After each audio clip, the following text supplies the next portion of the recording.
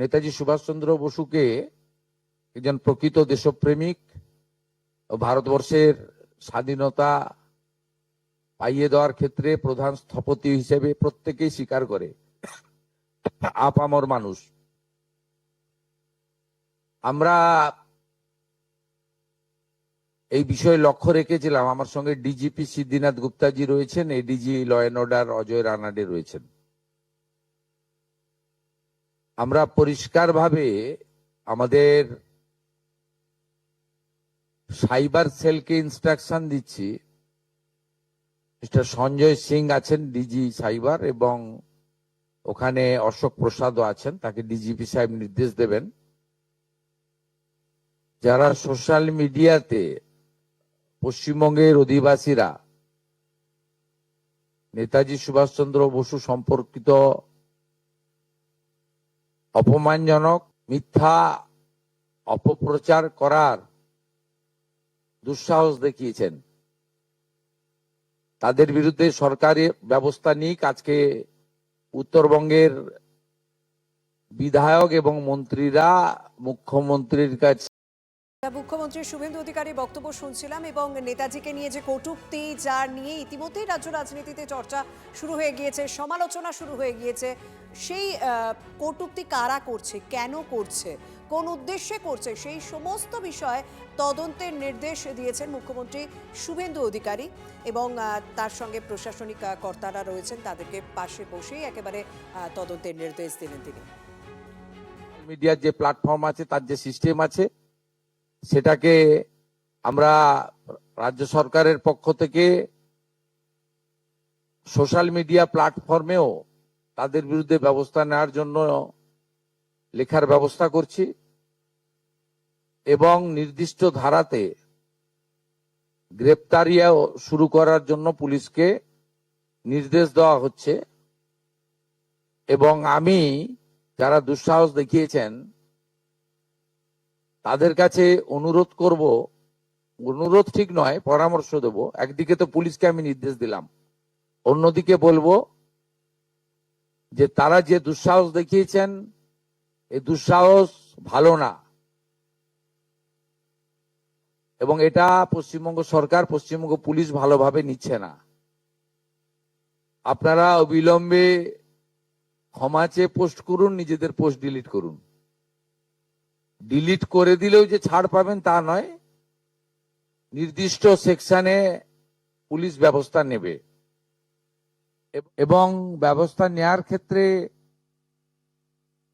Police নিজেরাই সিদ্ধান্ত নেবে, ওখানে আমরা কোনোভাবে হস্তক্ষেপ করব না। তারা আইনে যা যা সেকশন আছে সেটার মধ্য দিয়ে করবেন। আমি ধন্যবাদ জানাবো আমাদের উত্তরবঙ্গের এতজন বিধায়ক, তারা যারা রাষ্ট্রবাদ এবং দেশপ্রেমের পক্ষে লড়াই করেন, তাদের পক্ষ থেকে এই ধরনের একটা প্রস্তাব বা দাবি মুখ্যমন্ত্রীর কাছে তারা করেছেন। এই জন্য তাদেরকে ধন্যবাদ দেব, এবং আমাদের সরকার, পুলিশ অবিলম্বে কঠোর এবং কঠিন ব্যবস্থা নেবে।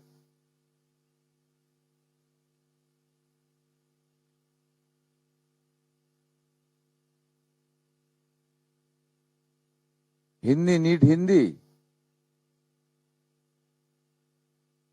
Need Hindi Yes, sir, in Hindi or English. आज हमारी सेक्रेटेरिएट में under the leadership of the honourable minister Deepak Barman, Nishikant Nishith Pramanik, Shrimati Malati Rabha Roy, Anandamay Barman, a delegation met with me, and they simply proposed and demand that those who are misusing their social media handle against our great freedom fighter Netaji Subhash Chandra Bose, please take appropriate action from the government side. मैं police को instruction दे दिया, DGP मेरा साथ है, police कार्रवाई करेगा। भारतीय न्याय संगति का अंदर जो जो है, हमारी साइबर डिपार्टमेंट को हम लोग बोल रहा है, जो करना चाहिए police will take appropriate strong action. ये सब पश्चिम बंगाल का भूमि में नहीं होगा। सरकार इस पे जीरो टॉलरेंस बर्दाश्त नहीं करेगा।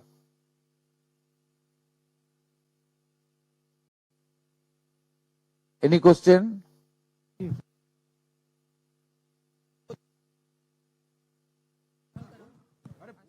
Sir, any action against BJP Rajya Sabha MP Anant Maharaj, who has been making derogatory remarks against Netaji, and it's there in the public platforms? No, law is equal for everybody, everyone. Police will act according to the BNS. Even yesterday, we have seen that Yes, tell me.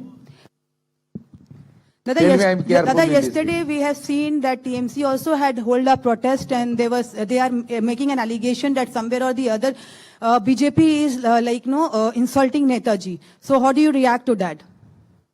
No, I am not passing any comment.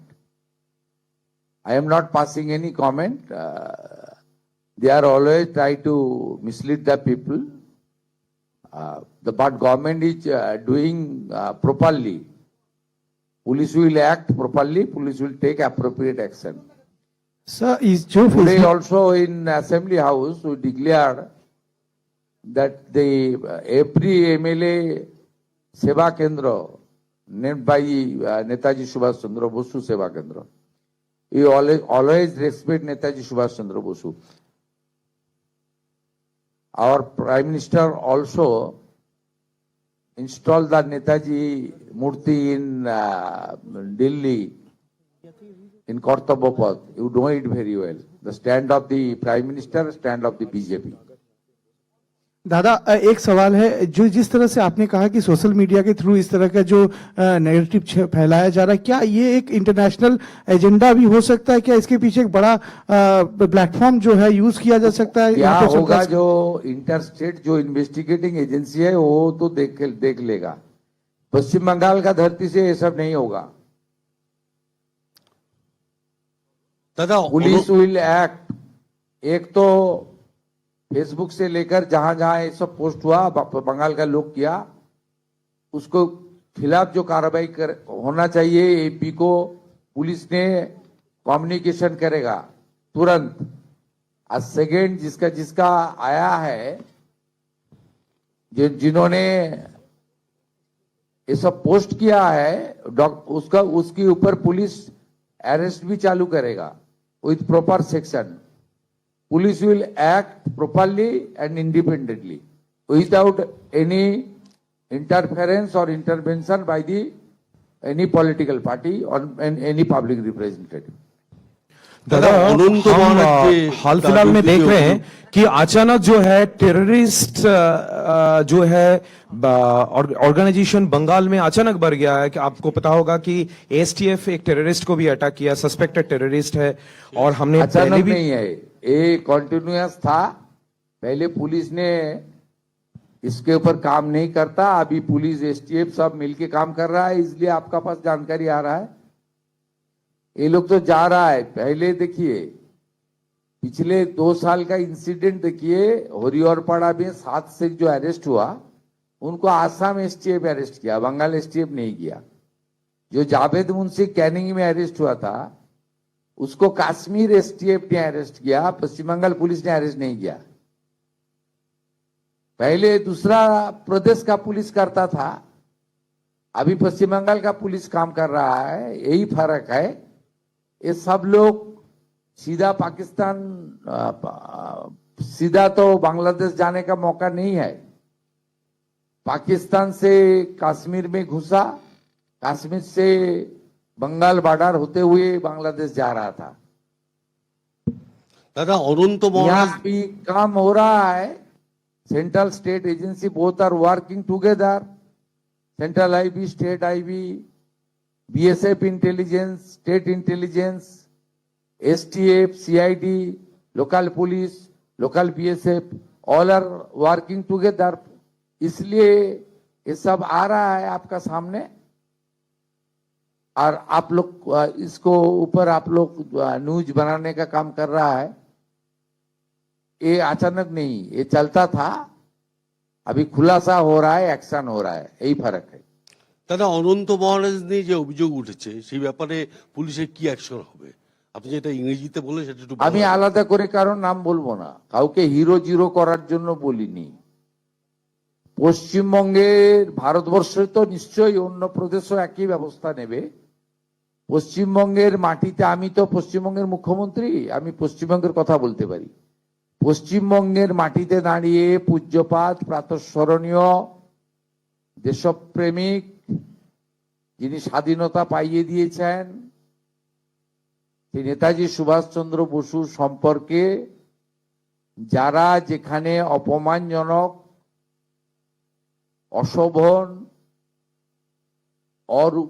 কুরুচিকর, আপত্তিজনক যত রকম শব্দ অভিধানে আছে, এই সব খারাপ শব্দ প্রয়োগ করেছেন, সেটা কোনো প্রকৃত ভারতবাসী, রাষ্ট্রবাদী, দেশপ্রেমিক নাগরিক স্বীকার করে না।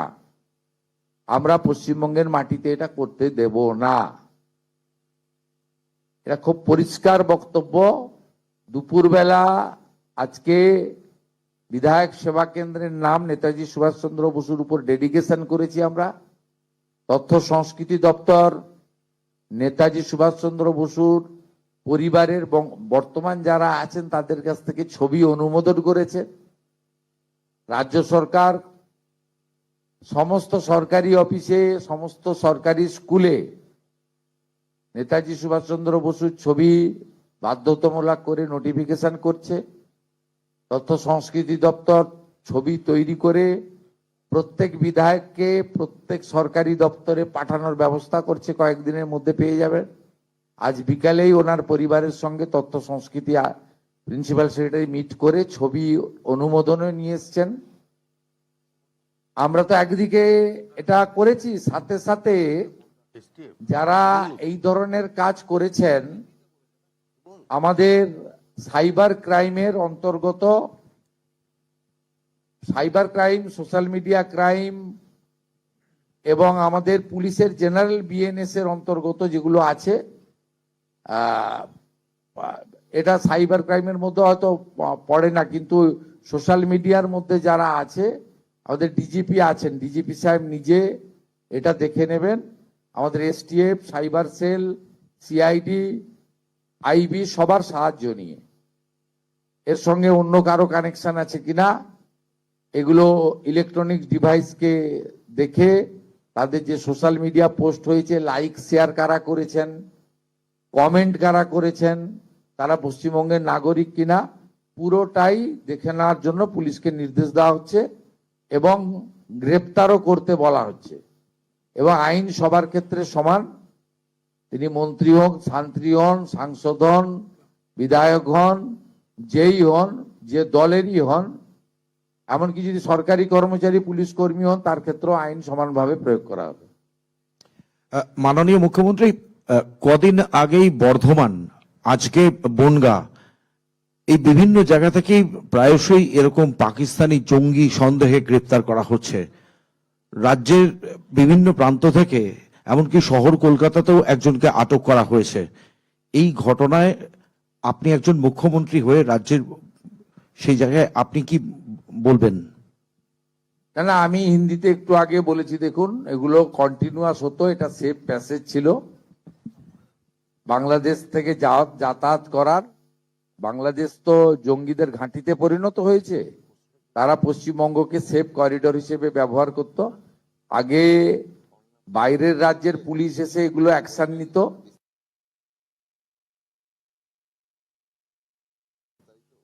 এনআইএ নিত, এসটিএফ কাশ্মীর নিত, এসটিএফ আসাম নিত, পশ্চিমবঙ্গের পুলিশকে করতে দেওয়া হতো না। এরা কম্পিটেন্ট পুলিশ, এখন পশ্চিমবঙ্গ পুলিশকে করতে দেওয়া হচ্ছে, তাই আপনাদের সামনে এগুলো আসছে। এবং এই ক্র্যাকডাউনের কাজ চলবে, কন্টিনিউ চালানো হবে এবং কঠিন কঠোর ভাবেই এটা চলবে। ঠিক আছে, আমাদের আরো মিটিং আছে। Thank you. মাননীয় মুখ্যমন্ত্রী, একটা অন্য প্রশ্ন করব। অন্নপূর্ণা ভান্ডার নিয়ে পরিষ্কার যে সিদ্ধান্ত, ওটার নাম অন্নপূর্ণা যোজনা। হ্যাঁ, সেইটা কি ওটা বলবেন? জেনে যাবেন, আপনি বলে দেওয়া হবে। 17 তারিখে টাকা ঢুকবে তো, 17 তারিখে ঘোষিত টাকা, 17 তারিখে পাবেন। তার ঝাড়াই বাছাইয়ের কাজ অন্তিম পর্যায়ে চলছে। আমরা বলে দেব কারা যোগ্য অযোগ্য বলে দেবো আমরা। মাননীয় মন্ত্রী মালতী রাভা রায় এবং অন্যান্য আধিকারিকদের নিয়ে কথা বলে জানিয়ে দেবো আপনাদের। আমরা তো আগেই বলেছি 17 তারিখ থেকে যোগ্য লোকেরা টাকা পাবেন, কোনো অসুবিধার কারণ নেই। আমরা আগের সরকার 500 টাকা দিতে কমাস লাগিয়েছিল,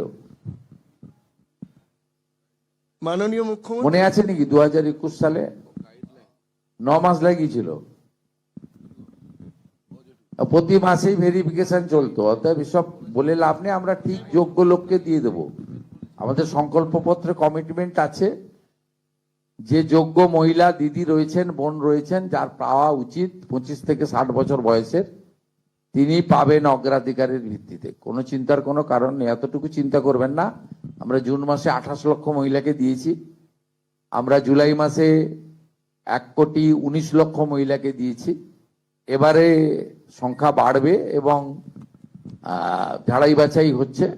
আমরা 17 তারিখে টাকা ট্রান্সফার করা শুরু করব। আমাদের অর্থ দপ্তর যেমন 1 দিন 2 দিন 3 দিন লাগে, টাকা জেলা ধরে ধরে টাকা ট্রান্সফার করে দেবে। এবং এটা যাদের ভেরিফিকেশন কমপ্লিট হয়ে গেল, তারা প্রত্যেক মাসের দ্বিতীয় সপ্তাহে তাদের অ্যাকাউন্টে টাকা অর্থ দপ্তর ট্রান্সফার করে দেবে। আমার মনে হয় যারা পাবেন তাদের থেকেও আপনাদের চিন্তা একটু বেশি মনে হচ্ছে। Thank you.